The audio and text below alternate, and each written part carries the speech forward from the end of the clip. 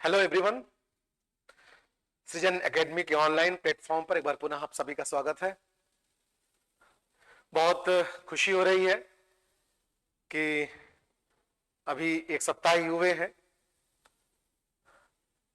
और आप लोगों का प्यार लगातार बढ़ता जा रहा है। आप लोगों का इन्वॉल्वमेंट बढ़ रहा है। आप लोग वीडियोस देख रहे हैं, शेयर कर रहे हैं।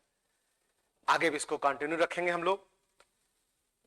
तो अभी हम लोगों ने जीएस के हिस्ट्री सेक्शन पे एंशिएंट हिस्ट्री का पहला चैप्टर फिनिश किया, जिसको हमने 3 पार्ट में कंप्लीट किया।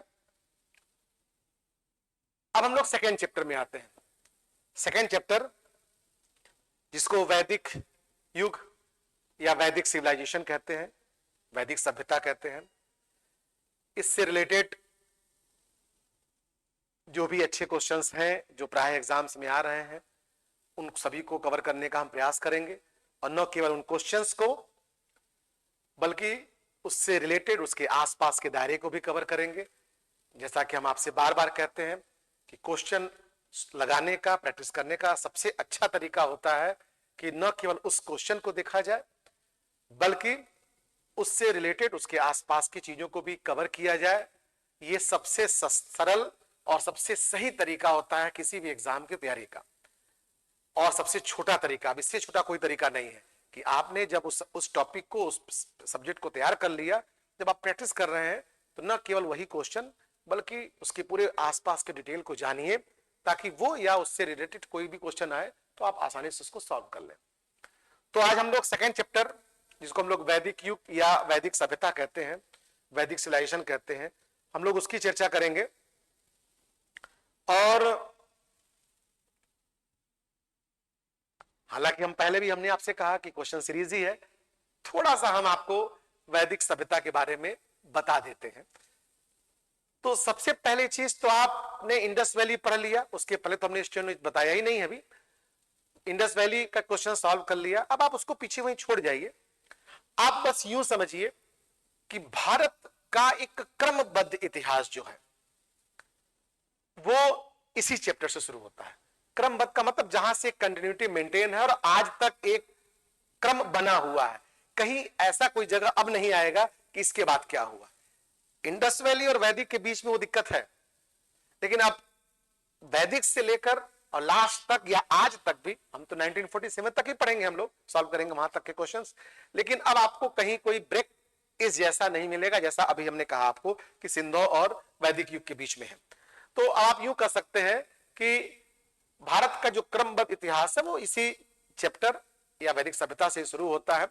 और आम तौर पर जैसा कि हम लोग जानते हैं कि हम आर्यों के वंशज हैं, हमारे पूर्वज, हमारे एंसेस्टर्स आर्य थे और वही इस सभ्यता के जन्मदाता थे, फाउंडर थे।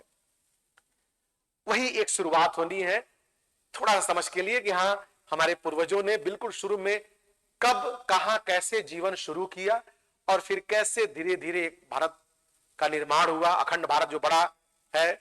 और उसके बाद फिर कैसे बीच में मुस्लिम आक्रमण हुए तो मिडवल हिस्ट्री शुरू हुआ, उनका एक दौर रहा।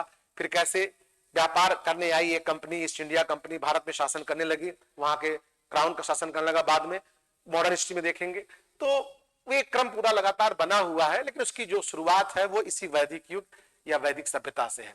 तो बहुत संक्षेप में हम आपको बता दें कि वैदिक युग का जो दौर है, हल्का सा एक हम आपको दिखा भी दें।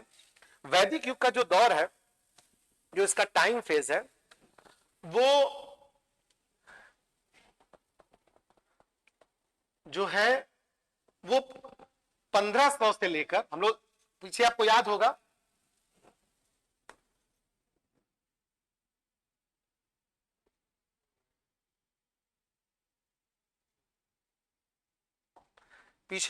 होगा कि हमने बताया था कि सामान्यतः इंडस वैली को 2500 से 1500 ईसा पूर्व के बीच रखा गया।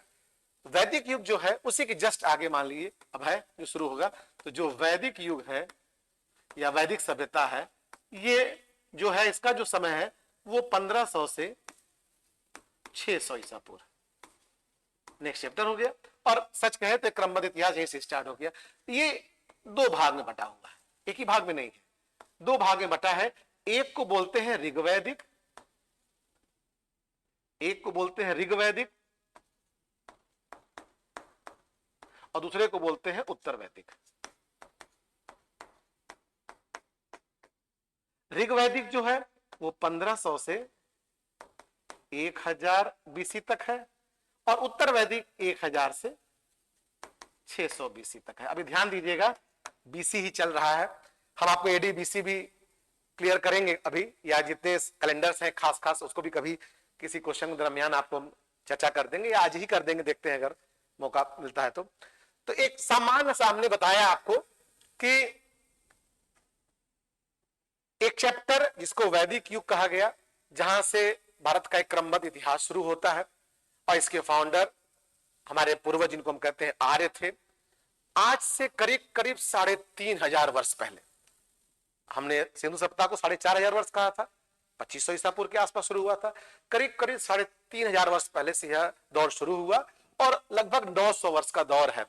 अब देखिए इस 900 वर्ष पहले तो इसका नाम वैदिक युग क्यों पड़ा? इसको वैदिक युग इसलिए कहते हैं क्योंकि इस 900 वर्ष की जानकारी का स्रोत जो है वो वैदिक साहित्य है, वैदिक लिटरेचर है। तो जब आप भी तैयारी अगर कर रहे होंगे आप लोग, तो सबसे पहले हम लोग को वैदिक लिटरेचर ही पढ़ना होता है। हम लोग तो क्वेश्चंस के माध्यम से जो आएगा सब बताएंगे आपको हम। तो वैदिक साहित्य है। अब उस वैदिक साहित्य से चूंकि जानकारी होती है इस 900 वर्ष की, इसलिए इसको वैदिक युग नाम दे दिया गया।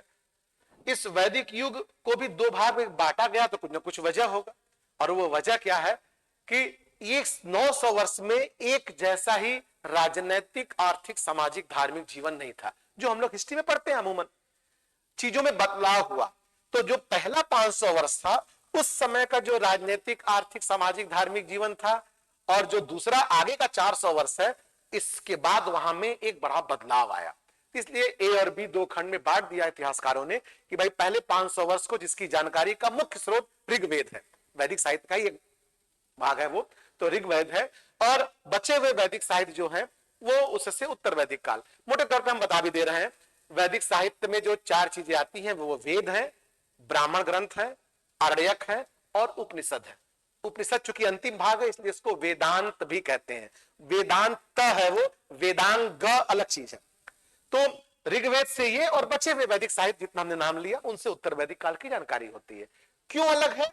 क्योंकि यहां पर राजनीतिक, आर्थिक, सामाजिक जीवन जो था अगर वैसा ही यहां तक होता 600 ईसा पूर्व तक तो एक ही बस वैदिक युग हेडिंग डालते पूरा पढ़ा दिया जाता। लेकिन 500 वर्ष में जो था उसके बाद एक बदलाव हुआ, राजनीतिक में भी, आर्थिक में भी, सामाजिक में भी, धार्मिक में भी। अब आने वाले समय में जो हम आपका कभी क्लास भी रखेंगे जब ऑनलाइन, तो ये चीजें बहुत अच्छे से बताएंगे आपको।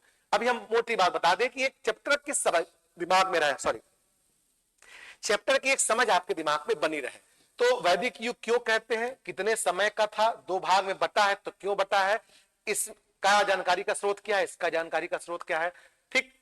तो ऋग्वैदिक काल में अब पहला तो यही हो गया कि वैदिक साहित्य क्या है, दूसरा क्या है वैदिक सभ्यता के जन्मदाता कौन थे। अब जन्मदाता कौन थे, वो यहीं के थे या कहीं से आए थे, इसको लेकर अनेक विद्वानों ने अपने अपने मत दिए हैं। सब आएगा क्वेश्चंस, अलग अलग विद्वानों ने कहा है। कुछ लोगों ने सब सिंधु प्रदेश को ही मान लिया जहां से इनकी ओरिजिन, जिसको कहते हैं कि हाँ इनका वहीं से जीवन शुरू हुआ था, सब सिंधु प्रदेश, 7 नदियों का क्षेत्र। और कुछ लोग कहते हैं, कोई कहता है तिब्बत से, कोई कहता है आर्कटिक प्रदेश, कोई कहता है मध्य एशिया, कोई कहता है और अलग ब्रह्मर्षि प्रदेश, जर्मनी, अलग अलग मत है। उनमें 3-4 आपके लिए इंपॉर्टेंट है, हम लोग क्वेश्चन के समय चर्चा करेंगे। तो आप अगर मैप देखें तो ये एक दौर, ये जगह है देखिए, जिसे अगर हम लोग कहें कि अराइवल ऑफ द आर्यन, देखिए लिखा हुआ है यहाँ पर from central Asia, Madhya Asia. Max Muller ने इस ओपिनियन को दिया था, यहां से आए। तो यहीं पर अफगानिस्तान का जो जगह है ये, और पाकिस्तान का जो पश्चिमी वाला बेल्ट है इधर वाला, यहीं पर कह लीजिए कि ये इस दौर में आर्यों ने शून्य से जीवन की एक शुरुआत की। 500 वर्ष बीतने के बाद यहां से वो लोग मूव किए इधर की ओर और आगे बढ़ने लगे। और 2 फेज में, इस दौर में 2 फेज में, पहले तो आप कह सकते हैं कि यूपी के पश्चिमी भाग तक, और फिर बाद में उत्तरी बिहार तक, पूरा यहां तक आ गया तक, यहां पर आकर फैल गए। और बल्कि अपने ओरिजिन, मतलब मूल जो आपका सब सिंधु प्रदेश है, अफगानिस्तान और पश्चिमी पाकिस्तान वाला, उस जगह को उन्होंने लगभग भुला भी दिया, अब इसी बेल्ट में आ गए। और फिर यहीं से धीरे धीरे बाद में फिर आने वाले समय में नेक्स्ट चैप्टर में देखेंगे आप कि मगध का महत्व बढ़ेगा और फिर मगध सत्ता का केंद्र बनेगा, और धीरे धीरे फिर एक भारत का विजय के साथ साथ निर्माण होगा, जनपद, महाजनपद और एक बड़ा साम्राज्य। तो अभी तो शुरुआत होगी, यहाँ पे आप देखेंगे कि अगर राजनीतिक जीवन में देखेंगे तो यहाँ जन से शुरुआत होगी, यहाँ आएंगे तो जनपद बन जाएगा। आर्थिक जीवन में देखेंगे तो यहाँ ज्यादातर पशुपालन है, लेकिन जब यहाँ आएंगे तो आप देखेंगे कृषि भी आ जाएगा। सामाजिक जीवन में देखेंगे तो यहाँ पे विभाजन 4 भाग में होगा, ठीक, लेकिन उसका आधार जो होगा वो कर्म होगा, लेकिन यहाँ पे जो आधार होगा वो जन्म हो जाएगा। वैसे ही धार्मिक जीवन में तो एक्चुअली में ये डिटेल में थोड़ा सा पढ़ाने का है, 1-2 घंटे का काम, हम लोग उसमें नहीं जाए, मोटे तौर पे जान जाइए कि ऋग वैदिक काल में आर्य, अगर सब सैंधव प्रदेश वाली ओपिनियन मान ली जाए, डॉक्टर संपूर्णानंद नहीं कहा है तो ठीक है, अदरवाइज फिर अलग अलग लोगों के अपने ओपिनियन है, लेकिन सब सैंधव प्रदेश से उन्होंने ऋग वैदिक काल में जीवन शुरू किया।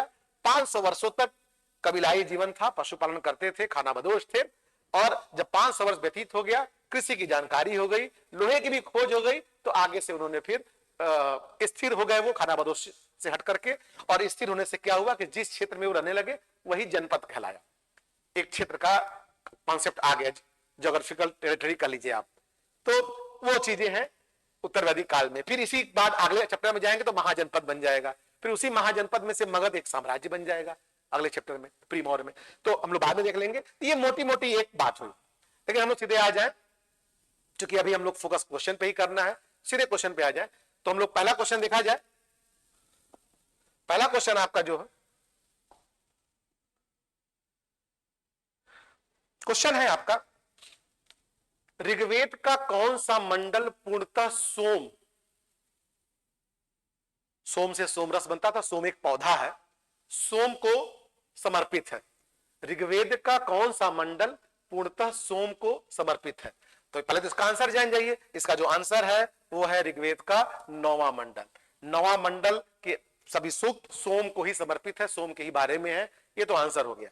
लेकिन जब यहाँ पे 9वां मंडल ऑप्शन में 7वां भी दिया है, 8वां भी दिया है, इसका मतलब कि ऋग्वेद में कुछ मंडल होंगे। तो मोटे मोटे तौर पर अगर एक्सप्लेनेशन की बात की जाए तो ऋग्वेद में कुल 10 मंडल हैं, और इस 10 मंडल में जो 2 से 7 मंडल हैं यही सबसे प्राचीन है।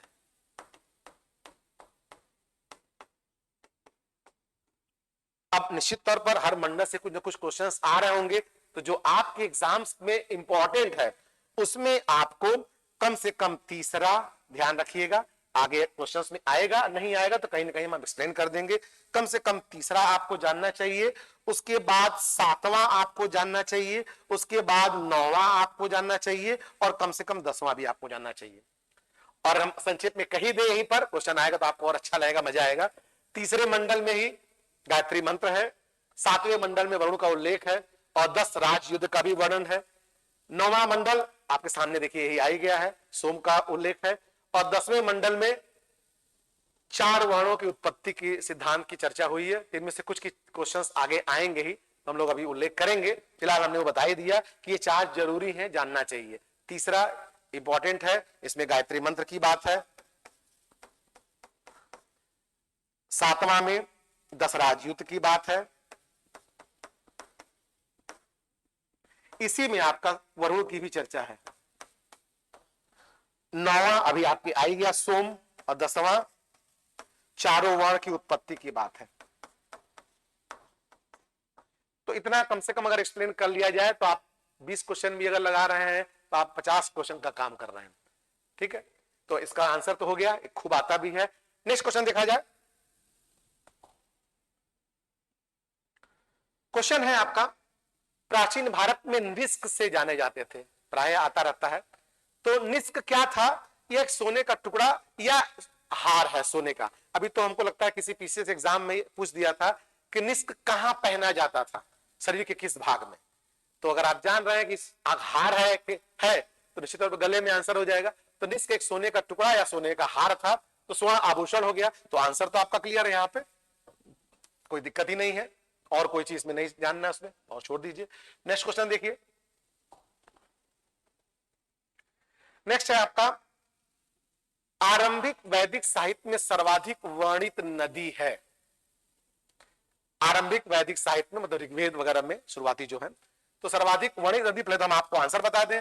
इसका आंसर है सिंधु। सबसे ज्यादा जिस नदी की चर्चा आई है वो सिंधु है।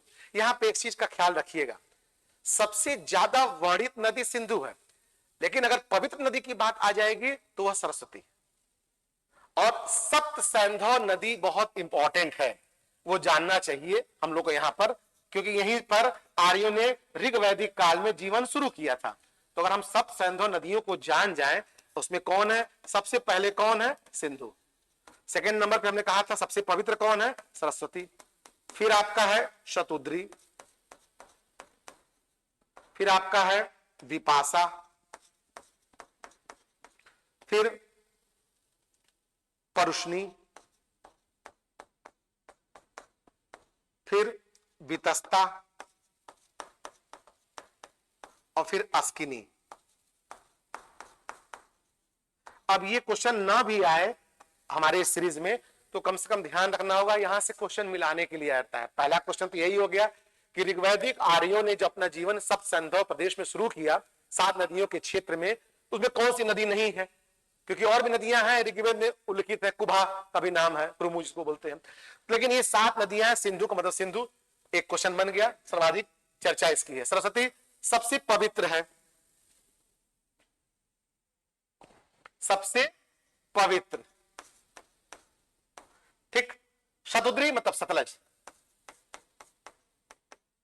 विपाशा मतलब व्यास, परुष्णी मतलब रावी, वितस्ता मतलब झेलम और अस्किनी मतलब चिनाब। तो कभी ऐसा भी आ सकता है कि अस्किनी किसे कहते थे या चिनाब परुष्णी किसे कहते थे, कुछ ऐसा भी हो सकता है, हो जाए। तो सब सैंधव की 7 नदियां जान जाइए। सबसे प्रमुख नदी, सबसे ज्यादा चर्चित नदी सिंधु, आपका आंसर हो गया। सबसे पवित्र नदी, ये भी एक क्वेश्चन हो गया। और अगले जो नीचे के 4 हैं उनमें कम से कम कौन क्या है वो जानना है। और इसमें भी एक क्वेश्चन बड़ा अच्छा सा आता है, वो आपका अगर आप देखें तो एक और आ जाएगा, परुष्णी कहां गई, परुष्णी रावी। यहां से भी एक क्वेश्चन आपका आएगा, अभी आगे होश में आ जाए कि जो हम बार बार दशराज युद्ध की बात कर रहे हैं, अभी पीछे किया था कि 7वें मंडल में उसका उल्लेख है, तो वो किस नदी के किनारे लड़ा गया था, वो इसी परुष्णी नदी किनारे लड़ा गया था। या परुष्णी ऑप्शन में होगा या रावी ऑप्शन में होगा। आज का ये नाम है, उस समय ये इस नाम से चर्चा में है। तो ये 7 नदियों को जानना, सबसे प्रमुख कौन है, सबसे पवित्र कौन है, और नामों में जो मेल करना है वो आप जान गए, तो आप समझिए 10 क्वेश्चन यहां आपके कवर हो रहे हैं। लेकिन पढ़ना ऐसे ही है, ऐसे ही सिलेक्शन नहीं है, मेहनत करना होता है।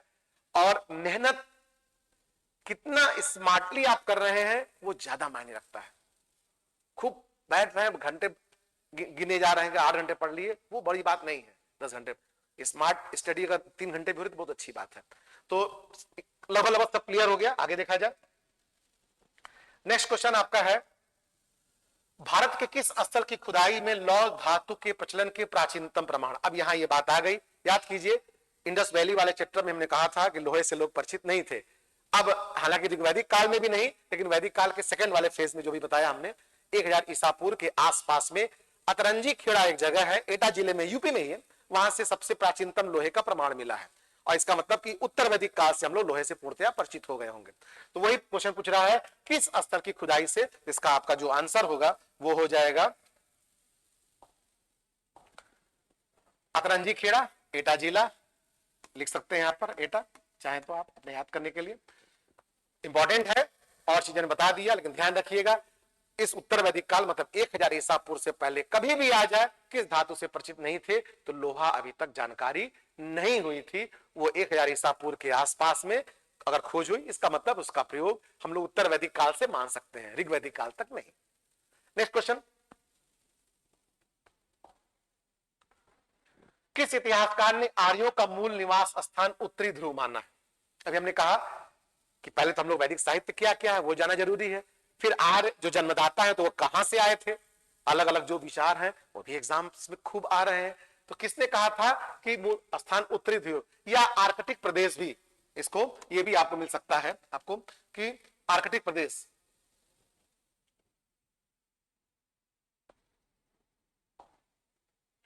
इसको आर्कटिक प्रदेश भी ऑप्शन में हो सकता है। तो इसका जो आंसर है वो होगा तिलक, बाल गंगाधर तिलक ने कहा था आर्कटिक प्रदेश या उत्तरी ध्रुव। लेकिन 3-4 ओपिनियन और हैं वो जो जरूरी है, जैसे मैक्स मुलर ने कहा था कि मध्य एशिया, ये जानिए इंपॉर्टेंट है। जैसे आपको गंगानाथ झा ने कहा था ब्रह्मर्षि प्रदेश।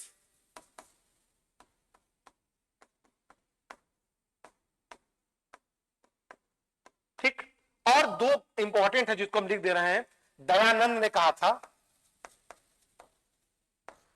तिब्बत, मैक्स मुलर ने कहा था मध्य एशिया, शायद यही पूछा हुआ है, नहीं मध्य एशिया वो उत्तरी ध्रुव है। और एक और जान जाइए जहां पे सब संधों की बात बार बार हो रही है, तो डॉक्टर संपूर्णानंद ने कहा था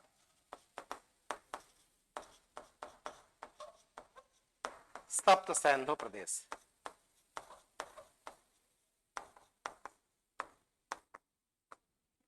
तो 4 जान जाइए कम से कम। तिलक का ओपिनियन क्वेश्चन में है, दयानंद सरस्वती तिब्बत, मैक्स मुलर मध्य एशिया, और जीएन झाकत मान लीजिए हमने बता दिया, लेकिन बहुत जरूरी नहीं है आपके एग्जाम से वनडे में कम से कम। पेन का तथा हट छोड़ दिए जर्मनी, वो भी आपके मतलब का नहीं है। और एक ये और इनको जान जाइए डॉक्टर संपूर्णानंद। तो 3 ये एक क्वेश्चन में आ ही गया है, 4 कम से कम ये 4 जान जाइए तो फिर बहुत आसान हो जाएगा। और इसका आंसर आपका बी है, दिया ही हुआ है। नेक्स्ट क्वेश्चन, नेक्स्ट क्वेश्चन आपका है वेद त्रयी के अंतर्गत नहीं आता। तो अभी हमने आपसे कहा था कि वैदिक साहित्य में 4 चीजें हैं, वेद, ब्राह्मण ग्रंथ, आरण्यक और उपनिषद। अब वेद 4 हैं। कितने वेद हैं? वेद आपके 4 हैं। तो जो 4 वेद हैं उसमें सबसे प्राचीन तो ऋग्वेद है। तो इसमें से जो प्रथम 3 हैं, ऋग्वेद, यजुर्वेद, सामवेद और अथर्ववेद, जो 3 हैं ये, उनको कहते हैं वेद त्रयी। जो बच गया अथर्ववेद, उसी को बोलते हैं ये वेद उसमें शामिल नहीं है। इसका आंसर आपका डी हो गया। तो वेद त्रयी में कौन कौन है? ऋग्वेद, यजुर्वेद और सामवेद, इनको कहते हैं वेद त्रयी, 3 वेदों का एक समूह ऐसे। और जो अथर्ववेद है उसको वेद त्रयी में नहीं रखते हैं। तो 4 वेद, ऋग्वेद, यजुर्वेद, सामवेद, अथर्ववेद। हर वेद के ब्राह्मण ग्रंथ, फिर उपनिषद, आरण्यक, तो वो पढ़ने की बात है। जहां जहां कुछ अगर आएगा तो हम थोड़ा थोड़ा जरूर एक्सप्लेन करेंगे उसके बारे में। नेक्स्ट क्वेश्चन देखते हैं।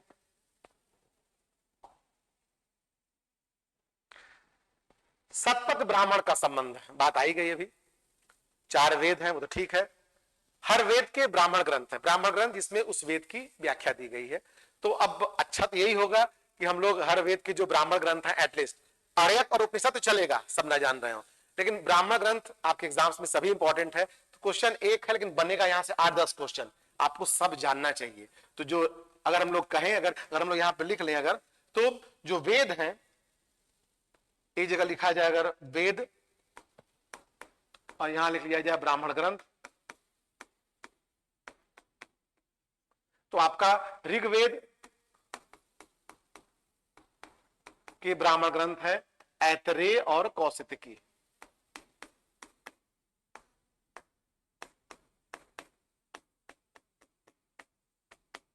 दूसरा यजुर्वेद, शतपथ और तैत्तिरीय।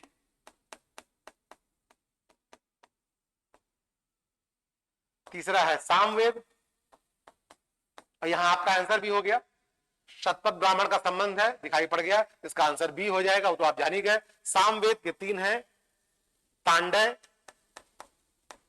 जैमिनी और षड्विंश। तांडय को ही पंचविंश ब्राह्मण भी कहते हैं, महाब्राह्मण भी कहते हैं। और चौथा है अथर्ववेद। अथर्ववेद का जो ब्राह्मण है वो है गुपथ या गोपथ, गुपथ या गोपथ। अब ये 8-9 क्वेश्चन हो गए। हमने कहा ना ये जरूरी नहीं है अब आप पढ़ जाए कि शपथ किसका ब्राह्मण ग्रंथ है, इस एक से काम नहीं चलना है। ये जगह बता रहा है कि अब आप चारों वेद के ब्राह्मण ग्रंथ जानिए, ऋग्वेद के, यजुर्वेद के, सामवेद के, अथर्ववेद के। इन सब में जो सबसे इंपॉर्टेंट ब्राह्मण ग्रंथ वो शतपथ ही है। शतपथ से ज्यादा जानकारी मिलती है। शतपथ ब्राह्मण में ही आर्यों के विस्तार की कहानी दी गई है कि कैसे वो उत्तर वैदिक काल में, अभी हमने आपको बताया था कि कैसे पूरब के उनका विस्तार हुआ सब सिंधु प्रदेश से यूपी और फिर बिहार की ओर तक। तो वो शतपथ ब्राह्मण में ही दिया हुआ है पूरी कहानी। ठीक है, तो आपका इसका आंसर भी हो गया और डिटेल भी आप जान गए, सब जरूरी है। लेकिन ये इंपॉर्टेंट है, पहली कैटेगरी का क्वेश्चन है, ये मोस्ट इंपॉर्टेंट समझिएगा। इस मत सोचिएगा कि हम एक जान गए, ये सब उसी कैटेगरी में है, अदरवाइज हम लिखते ही नहीं, फिर छोड़ देते हैं। नेक्स्ट क्वेश्चन देखिए। नेक्स्ट क्वेश्चन आपका है वेदांत के रूप में जाना जाता है, बहुत सामान्य है, हमने पहले लेक्चर में ही आपको बता दिया था। वेद, ब्राह्मण, आरण्यक और उपनिषद ये वैदिक साहित्य है, और उपनिषद सबसे अंतिम भाग है, उसी को वेदांत कहते हैं, हमने बताया था भी आपको। इसका आंसर आपका हो जाएगा उपनिषद, इसी को वेदांत भी कहते हैं। एक चीज हम और क्लियर कर दें, कुछ एक बुक्स में या कुछ एक इतिहासकारों ने वेदांग को भी वैदिक साहित्य कह दिया है, बट वो कभी स्थिति फंसेगा तभी उसको उपनिषद वैदिक साहित्य मानना है, अदरवाइज यही चार है, वेद, ब्राह्मण, आरण्यक और उपनिषद। जब कभी फंसे, और फंसने का मतलब आपको एग्जांपल हम दे रहे हैं, जैसे मान लीजिए आपसे क्वेश्चन आ जाए कि निम्नलिखित में से क्या वैदिक साहित्य का भाग नहीं है, और ऑप्शन में दिया हो वेद, उपनिषद, ब्राह्मण और वेदांग। ठीक, तो यहां तो बड़ा अच्छा है, आप वेदांग को बाहर कर दीजिए। लेकिन मान लीजिए इसमें दे दे कि वेद, उपनिषद, वेदांग और पुराण, तब तो आप यही कहेंगे कि सर आपने वेदांग को भी बताया था वैदिक साहित्य नहीं है, और पुराण तो है ही नहीं। तो ऐसी स्थिति में उन लोगों के विचार को सपोर्ट कर देना है कि हाँ कुछ विद्वानों ने वेदांग को वैदिक साहित्य का भाग माना है, तब यहां पे आंसर हो जाएगा पुराण। सेम क्वेश्चन देखिए है, एक जगह हमने कहा वेदांग वैदिक साहित्य नहीं है, और एक जगह जब मजबूरी फंस गई तब हमने कहा वेदांग वैदिक साहित्य है। तो जब मजबूरी है तब तो वेदांग वैदिक साहित्य में रखना है, अदरवाइज वैदिक साहित्य में नहीं। नेक्स्ट क्वेश्चन देखा जाए। नेक्स्ट क्वेश्चन आपका है भूत प्रेत एवं जादू टोने का संबंध किस वेद में है। देखिए अथर्ववेद इसका आंसर होगा आपका। अथर्ववेद में अथर्वा ऋषि इसके प्रयता कर लीजिए हैं। अथर्ववेद में रोगों को दूर करने के लिए सूक्त है। अथर्ववेद में तंत्र मंत्र जादू टोने सब खूब आता है, ये क्वेश्चन बहुत इंपॉर्टेंट है। तंत्र मंत्र जादू टोने भूत प्रेत ये सब संबंधित सूक्त है। अथर्ववेद में ही सभा और समिति को भगवान प्रजापति की दो पुत्रियां भी कहा गया है, ये भी इंपॉर्टेंट है। शायद ना आए आपके क्वेश्चन सीरीज में, लेकिन सेकंड कैटेगरी में तो हम मान सकते हैं कि सेकंड मतलब इंपॉर्टेंट क्वेश्चन में है। तो एक तो सामान्यतः यही आता है कि इसमें रोगों को दूर करने के लिए सूक्त, या अगर यज्ञ में बाधा आए तो उससे उसका उपाय या सूक्त, या तंत्र मंत्र, ये ज्यादा आता है। तंत्र मंत्र जादू टोने भूत प्रेत ये सबसे ज्यादा आता है, वो है अथर्ववेद में। ठीक, नेक्स्ट क्वेश्चन देखा जाए। निम्न में से कौन सा वेद गद्य और पद्य दोनों में है। देखिए अधिकांश वेद जो वेद हैं ऋग्वेद, यजुर्वेद, सामवेद, अथर्ववेद, ज्यादातर वो पोएट्री फॉर्म में मतलब पद्य में ही है। लेकिन यजुर्वेद जो है वो गद्य और पद्य इंपॉर्टेंट भी है, तो यजुर्वेद जो है वो गद्य और पद्य दोनों में है। तो इसका आंसर आपका हो जाएगा सी, जो गद्य और पद्य दोनों में है।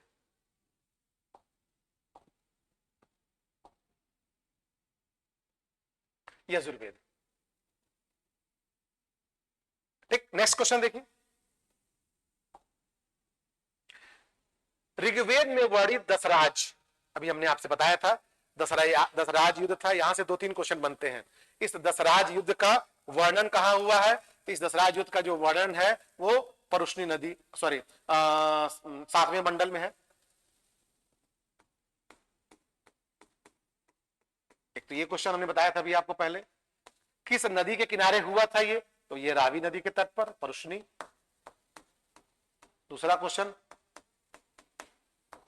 और पूछा क्या है, संपन्न हुआ, तो ये तो रावी खड़ी, यही आंसर हो जाएगा आपका रावी नदी। यहां परुष्णी भी हो सकता है, ध्यान रखिएगा। और यह युद्ध हुआ था एक्चुअली में, थोड़ा डिटेल हो जाएगा तो फिलहाल आपके लेवल जरूरत भी नहीं है, बस आप यही जानिए दशराज युद्ध का वर्णन 7वें मंडल में है। दशराज युद्ध रावी नदी या परुष्णी नदी के तट पर हुआ था। ठीक।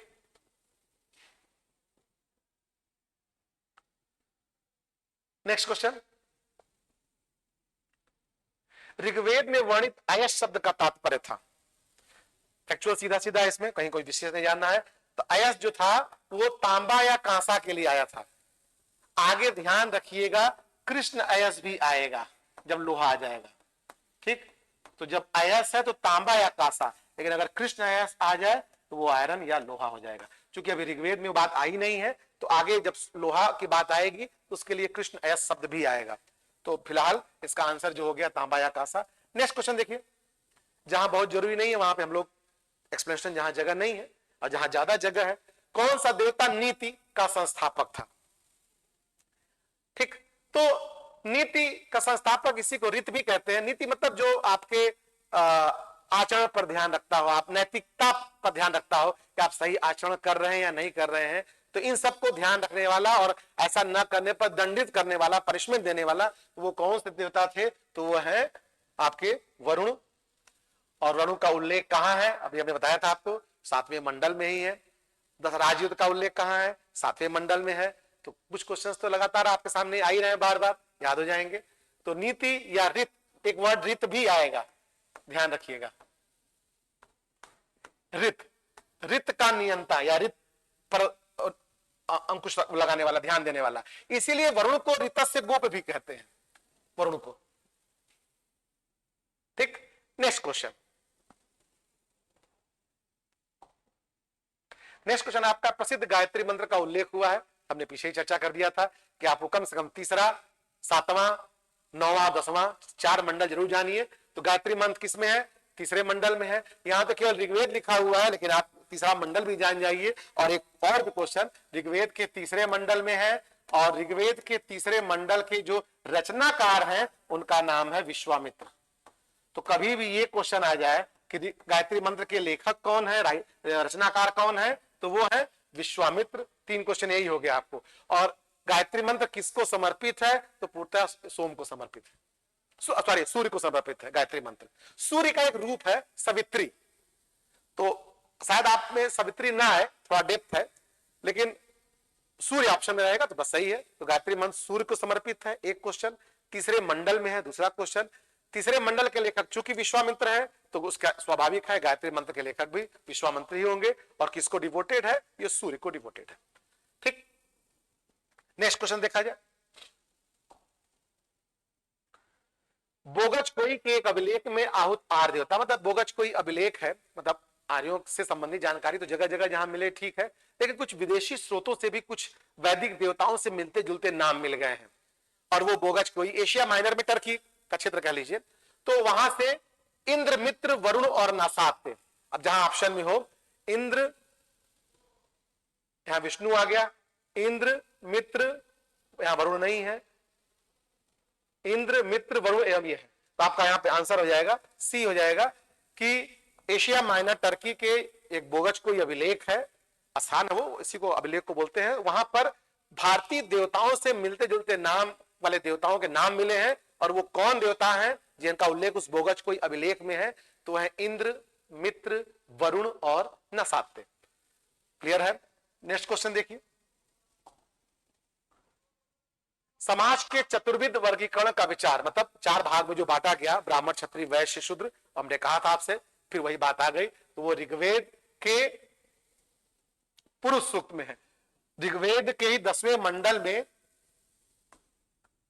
10वें मंडल में एक सूक्त है, उसका नाम है पुरुष सूक्त। और उसी सूक्त में लिखा है, आदि पुरुष ब्रह्मा के मुख से ब्राह्मण, भुजा से क्षत्रिय, जंघे से वैश्य और पैरों से शूद्र की उत्पत्ति हुई है, या उनको इन अंगों से उनकी समता दिखाई गई है, समानता दिखाई गई है उनके कार्यों के हिसाब से। ठीक है, तो इसका आंसर जो हो जाएगा, ऋग्वेद कभी भी आ जाए तो ऋग्वेद के 10वें मंडल में पुरुष सूक्त, 10वां मंडल भी पूछ सकता है, केवल ऋग्वेद भी पूछ सकता है, और पुरुष सूक्त भी पूछ सकता है। यहीं पर पहली बार, ध्यान रखिएगा, चारों वर्ण का पहली बार उल्लेख इसके पहले कहीं नहीं हुआ है, इसलिए बहुत इंपॉर्टेंट है। नेक्स्ट क्वेश्चन, 17वां नेक्स्ट क्वेश्चन आपका, पूर्व वैदिक काल में गुप्तचर थे। तो सीधे सीधे इसका आंसर है, गुप्तचर जो थे वो स्पष्ट स्पष्ट को गुप्तचर बोलते थे, और कोई इसमें बताने लायक कोई चीज नहीं, सीधा फैक्चुअल है। नेक्स्ट क्वेश्चन देखा जाए। नेक्स्ट क्वेश्चन है आपका है वैदिक साहित्य के अंतर्गत नहीं आता है। आ गया वही आपका, हमने आपसे क्या कहा था, वेद, ब्राह्मण, अरण्यक, उपनिषद। ठीक, तो ब्राह्मण वैदिक साहित्य का भाग है, उपनिषद वैदिक साहित्य का भाग है। संहिताएं, संहिताएं को ही वेद कहते हैं, इन्हें वेद कहते हैं, या इन्हीं को श्रुति साहित्य भी कहते हैं।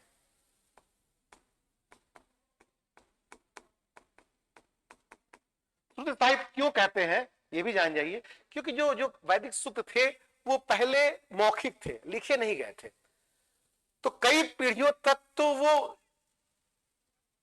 क्यों सुन सुनकर ही गुरु ने अपने शिष्य को सिखा दिया, याद करवा दिया, लिखा तो है नहीं कहीं, तो सुनकर ही वो श्रवण परंपरा पर ही धीरे धीरे आगे बढ़ रहे थे, इसलिए इसको श्रुति साहित्य कहा गया। ठीक, बाद में महर्षि कृष्ण द्वैपायन ने इसको 4 भागों में संकलित किया, ऋग्वेद, यजुर्वेद, सामवेद और अथर्ववेद। ये भी क्वेश्चन इंपॉर्टेंट है, शायद ना हो आप में आए तो ध्यान रखिएगा। महर्षि कृष्ण द्वैपायन को श्रेय दिया जाता है वेदों को संकलित करने का 4 भाग में, इसीलिए उनको वेद व्यास भी कहते हैं। नेक्स्ट क्वेश्चन देखिए, तो इसमें आंसर आपका डी हो जाएगा, देख लीजिएगा, डी आपका आंसर है। एटलीस्ट आप इसको तो जान ही जाइए, ठीक नहीं लगा था, क्योंकि ये वेद हो गया, ब्राह्मण ग्रंथ, उपनिषद, अरण्यक भी होता तो वो भी हो जाता, एक आपको आंसर देना था, तो स्मृतियां वैदिक साहित्य में नहीं आएंगी। नेक्स्ट देखिए, नेक्स्ट क्वेश्चन आपका है आर्य शब्द का शाब्दिक अर्थ है, बिल्कुल फैक्चुअल है, तो आर्य शब्द का अशाब्दिक अर्थ होता है श्रेष्ठ अथवा वीर, कुलीन, इन्हीं को आर्य कहते हैं। नेक्स्ट क्वेश्चन, सत्यमेव जयते किस उपनिषद से लिया गया है? अब कुछ उपनिषदों की बात होने लगी, ठीक, जिसको वेदांत कहते हैं। तो उपनिषदों की संख्या 200 के लगभग है, वैसे सामान्यतः माना गया कि 108 उपनिषद है। अब सभी इंपॉर्टेंट नहीं है, लेकिन कम से कम 4-5 ऐसे हैं जो आपको आना चाहिए। वहां से क्यों क्वेश्चन आता है कि ये किस उपनिषद में इसकी चर्चा आई है। तो सत्यमेव जयते, जैसे हमने कहा, हमने तो सत्यमेव जयते जो है आपका, पहले उसका आंसर जान जाइए, ये आपका आया हुआ है मुंडक उपनिषद में, सत्यमेव जयते। मुंडक उपनिषद में ही एक चीज और चर्चा है कि यज्ञ टूटी हुई नौका के समान है। थोड़ा कठिन है आपके लिए,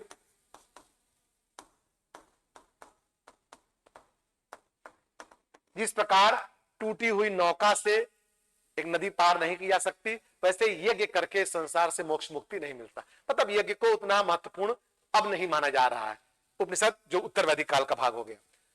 तो एक तो ये हो गया, और वैसे आपका कट उपनिषद भी इंपॉर्टेंट है। यहाँ पे यम और नचिकेता का संवाद है, कट बहुत बहुत इंपॉर्टेंट है। यम नचिकेता शायद ना आए आपके क्वेश्चन सीरीज में, तो कम से कम आप जान जाइए। बृहदारण्यक में भी नारद शरद कुमार प्रसंग है, लेकिन एक दो और जो उपनिषद बहुत इंपॉर्टेंट है उसको आप जानिए। मुंडक हो गया, कट हो गया, एक और जान जाइए आप, बृहदारण्यक यहीं पे जान जाइए आप। इसमें गार्गी याज्ञवल्क्य खूब आता है। राजा जनक के दरबार में सुने होंगे आप लोग, गार्गी और याज्ञवल्क्य के बीच में वाद विवाद, एक शास्त्रार्थ हुआ, याज्ञवल्क्य संवाद। तो कम से कम जो ऑप्शन में है उनको तो आप जाने जाइए, यहां से कोई खास नहीं है। मुंडक से एक क्वेश्चन आप जान गए, कट से एक क्वेश्चन, यम नचिकेता संवाद, बृहदारण्यक उपनिषद से गार्गी याज्ञवल्क्य। बृहदारण्यक उपनिषद से वो नहीं है, वो छंदोग में है आपका नारद शरद कुमार प्रसंग, बहुत महत्वपूर्ण नहीं है, वो यहीं पे आपका काम हो गया। तो 3 में एक एक प्रसंग हमने आपको बता दिया, यहां से 2 बता दिया, और कट उपनिषद में यम नचिकेता का संवाद बता दिया, इतना ही है। तो 20 क्वेश्चन आपके हो गए। चूंकि आज थोड़ा लंबा हो गया, थोड़ा सा बताना भी था आपको वैदिक युग के बारे में। अगला जो सीरीज होगी सेकंड पार्ट वैदिक युग का, वो इतना लंबा नहीं जाएगा। तो हम समझते हैं कि आप लोग को निश्चित तौर पर इसका लाभ मिल रहा होगा, और आने वाली जो भी परीक्षाएं होंगी। और एक चीज और बताएं आपको, ऐसा नहीं कि केवल ये एक दिवसीय परीक्षाओं के लिए महत्वपूर्ण है, अभी आरओ का एग्जाम होने वाला है, पीसीएस में भी 70-80% यहीं से थोड़े और गहरे क्वेश्चन कुछ बढ़ जाएंगे, और 60-70% आपको यहां से मिलेंगे पीसीएस में भी। तो आपको लगभग सभी एग्जाम्स के लिए ये महत्वपूर्ण होंगे। और पीसीएस के लिए तो आपको ऑनलाइन टेस्ट पेपर भी शुरू हो रहा है, हो चुका है वैसे ऑफलाइन में, लेकिन ऑनलाइन भी अब शुरू हो रहा है। आपको 1-2 दिन में उसकी लिंक दे दी जाएगी, तो सब्सक्रिप्शन उसमें देख लिया जाएगा, इसमें आप देख लीजिएगा। तो निश्चित तौर पर अच्छा लगा है, तो हम चाहेंगे कि आप लोग इसको लाइक करिए, शेयर करिए, ताकि आप भी लाभ लें और आपके अन्य साथी लोग भी लाभ लें, दूर दराज में जो लोग बैठे हैं सबको इसका लाभ मिले। Okay, thank you.